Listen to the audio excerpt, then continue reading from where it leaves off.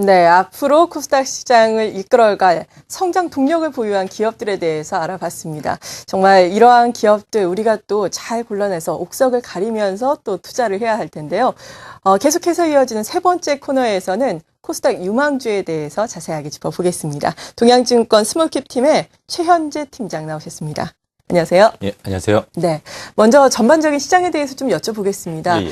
코스피 시장 지금 좀 부진한 흐름을 이어가고 있는 가운데 계속해서 올 연말까지도 코스닥 중소형주의 강세가 이어질 것이다라는 시각이 지금 우세한 상황인데요. 팀장님께서는 어떻게 보십니까? 예, 뭐 아시다시피 그동안에 계속 코스닥 시장이 강세를 좀 보여와가지고 유가증권 시장 대비해서 굉장히 좋은 수익률을 보여주고 있습니다. 근데 지난주에 일부 조정을 받으면서 결국 유가증권 시장과 벌어졌던 그 수익률 스프레드가 많이 좁혀진 상황이기 때문에 이번 주부터는 다시 코스닥 시장이 계속 강세를 이어갈 걸 좀 예상을 하고 있습니다. 뭐 그래프를 보시면 저희가 이제 보고 있는 게 코스닥 시장과 그 코스피 시장의 4주간 누적 수익률과 관련된 이제 그래프를 보여드리고 있는데요. 최근에 이제 강하게 나타나고 있는 4주간 코스닥 시장의 강세, 즉 0% 아래쪽에서 움직이고 있는 모습은 코스닥 시장이 강한 상태에서는 계속 지속될 걸로 생각을 하고 있고요. 네. 뭐 이런 이유는 뭐 아시겠지만 워낙 경기가 불확실하다기 때문에 그렇죠. 지금 시장에 돈은 많고 근데 그 대형주들은 사기 어렵고 하는 상황이라서 중소형주들에 대해서는 계속해서 지속적으로 관심이 갈 걸로 생각을 하고 있습니다. 네. 그리고 저희가 앞서서 캐스터와 함께 성장 스토리를 보유한 기업들에 대해서 쭉 알아봤거든요. 정리부터 해봤는데 팀장님께서는 앞으로 어떤 업체들의 성장성이 더욱더 부각될 것이라고 생각하고 계세요?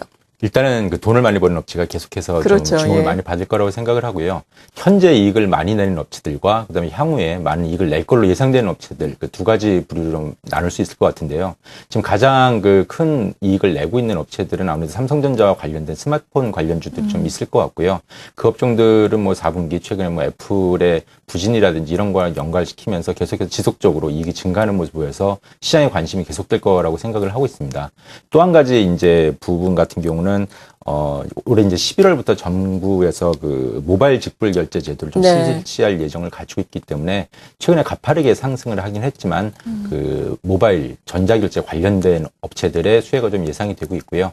마지막으로는 아까도 뭐 잠깐 말씀을 드리긴 했지만 헬스케어 관련된 업체들, 네. 뭐 고령화라든지 정부 정책 같은 것을 생각을 했을 때 헬스케어 업체들의 주가도 계속해서 상승을 보일 거로 생각을 하고 있습니다. 뭐 정리드리면은 스마트폰 부품주, 전자결제 관련주, 그리고 마지막으로 헬스케어 관련주들의 강세가 올해 연말까지는 지속될 걸로 예상을 하고 있습니다. 네. 각각의 제품군에 대해서 그렇다면 저희가 보다 자세하게 하나씩 알아볼 텐데요. 휴대전화 부품주라고 한다면은 다양한 또 업체들이 있지 않습니까? 네. 어떤 업체에 어떻게 또 우리가 접근을 해야 될까요? 기본적으로는 삼성전자가 스마트폰 시장에서 계속 강세를 본다는 전제가 좀 있어야 될 것 같고요. 예. 그렇다고 하면 삼성전자의 출하량 증가를 똑같이 따라가는 업체는 사실 굳이 살 필요는 없을 것 같아요. 그냥 삼성전자 사놓고 있으면 될 것 예. 같고요. 결국은 삼성전자보다 더 빠르게 성장할 수 있는 업체들 중심으로 좀 조건을 줘가지고 한번 찾아보면요. 첫 번째로 터치스크린 패널 업체들 중에서 필름 타입의 터치스크린을 하고 있는 업체들이 있습니다. 최근에 태블릿 PC가 굉장히 빠르게 성장하는 모습을 좀 보여주고 있는데요. 그 태블릿 PC 같은 경우는 면적이 10인치 태블릿 PC 기준으로 했을 때 4인치 스마트폰 대비해서 면적 6배 정도 넓고요. 5인치 대비해서는 4배 정도 넓기 때문에 수요하는 면적이 전체 출하량이 좀 작다고 하더라도 뭐 비슷한 수준까지 2014년도 가게 되면은 비슷한 그 터치스크린 면적을 수요하게 되지 않을까 이렇게 저희는 예상을 좀 하고 있습니다. 네.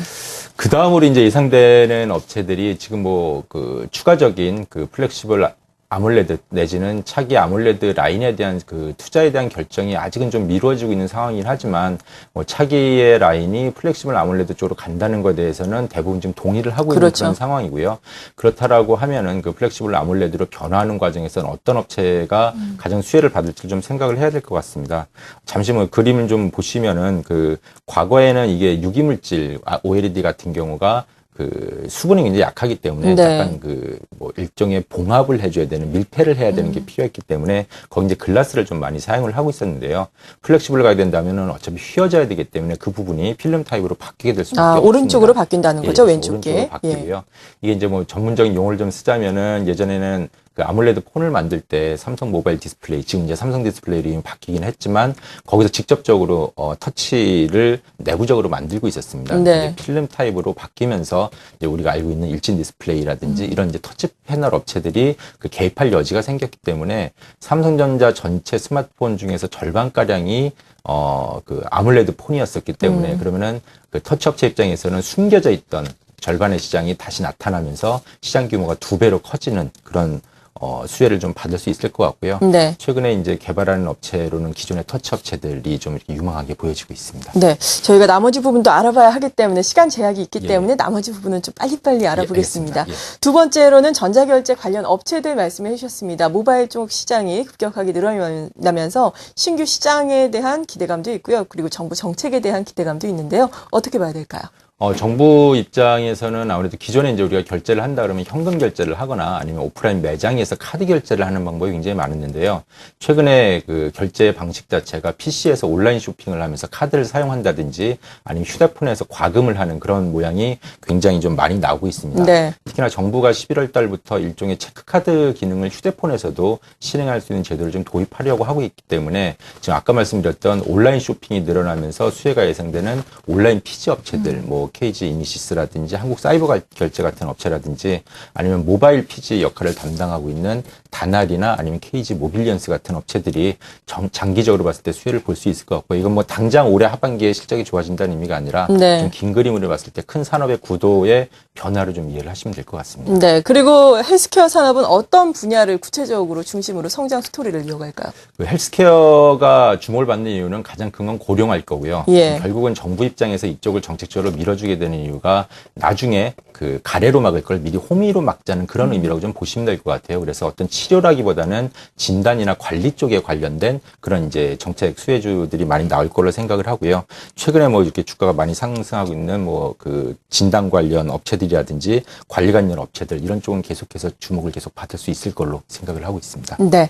그럼 마지막으로 연말에 우리가 중소형주 가운데서도 가장 유망하게 꼽을 수 있는 종목들은 어떤 것들이 있는지 타픽 종목 제시를 좀 해주신다면 어떨까요? 근데 아까 말씀드린 전자결제 같은 경우는 굉장히 큰 그림이기 때문에 그거를 배제하고 난다라고 하면은 부품주하고 그다음에 헬스케어 관련주 중에서 하나씩을 꼽아서 KH바텍과 뷰옥스에 대해서 좀 말씀을 드리겠습니다. 네.